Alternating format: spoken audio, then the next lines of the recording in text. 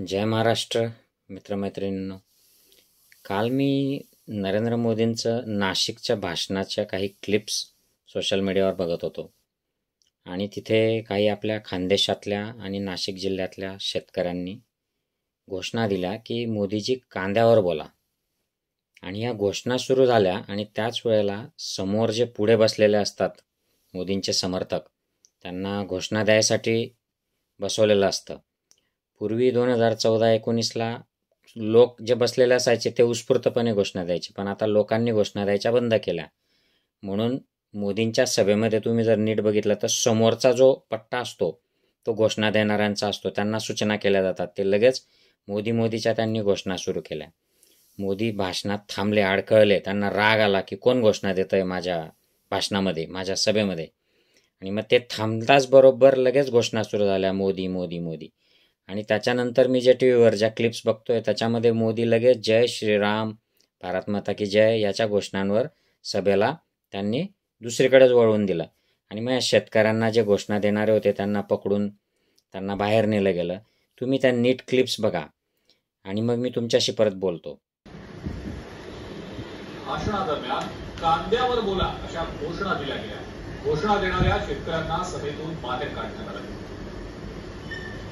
साल पहले कांग्रेस ने धर्म के आधार पर बजट के कई साल पहले कांग्रेस ने धर्म के आधार पर बजट के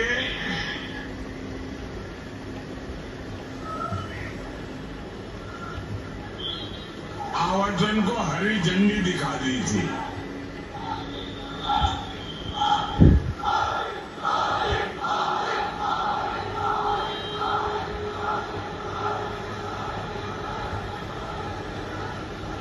जय श्री राम, जय श्री राम, भारत माता की जय श्री राम, जय श्री राम, भारत माता की.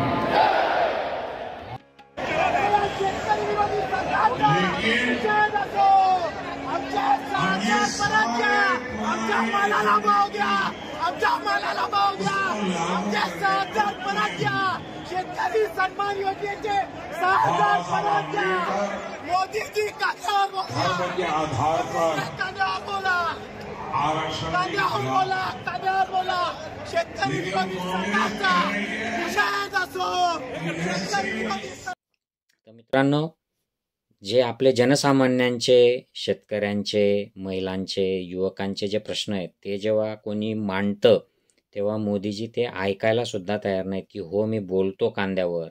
तसं नाही, ते त्याला चिरडून टाकण्यासाठी जय श्रीराम आणि भारत माता की जय आणि समोर जी बसलेली पेड लोकांची, अंधभक्तांची जी गँग आहे ती मोदीचा जयघोष करते. आणि आपले जे प्रश्न आहेत, कांद्याचा प्रश्न असेल, कापूसचा प्रश्न असेल, नोकऱ्यांचा प्रश्न असेल, महागाईचा असेल, हे सगळे प्रश्न कसे दाबून टाकले जातात या मोदीमध्ये आणि या जय श्रीरामच्या घोषणेमध्ये आणि या भारत मातेच्या राष्ट्रप्रेमाच्या घोषणांमध्ये, राष्ट्रवादाच्या घोषणांमध्ये सर्वसामान्यांचे हक्काचे, जगण्याचे दैनंदिन प्रश्न कसे दाबले जातात आणि मोदी ते कसे दाबतात याचा उत्कृष्ट नमुना नाशिकमध्ये नाशिककरांना बघायला मिळाला. तुम्ही ठरवा की तुम्हाला काय निवडायचं आहे. जनसामान्यांच्या प्रश्नावर बोलणारे, त्यांच्या प्रश्नांबद्दल जाहीरनामा देणारे इंडिया आघाडी निवडायचं आहे की तुमच्या आमच्या प्रश्नांना चिरडून टाकणारे, त्याच्यावर धर्माचा एक पॅकेजिंग लावणारे, खोटं पॅकेजिंग, स्वतः धर्म पाळत नाहीत, स्वतः खोटं बोलतात, भ्रष्टाचार करतात, इलेक्ट्रोल बॉन्ड घेतात, PM केअरचा पैसा घेतात, रोज खोटं बोलतात, रोज द्वेष पसरवतात हिंदू मुस्लिम आणि जनतेच्या प्रश्नांकडे बघत नाहीत, महिलांच्या सुरक्षेकडे बघत नाहीत, मणिपूरवर बोलत नाहीत, कुस्ती गिरजा मुली आहेत त्यांच्या प्रश्नावर बोलत नाहीत आणि वर ह्याच्यावर प्रश्न उपस्थित करायला गेला की जय श्रीराम करतात. हे ढोंगे आहेत, यांना लक्षात घ्या आणि मतदान करताना जाणीवपूर्वक व्यवस्थित विचार करून मतदान करा. जय हिंद, जय महाराष्ट्र मित्रमैत्रिणींनो.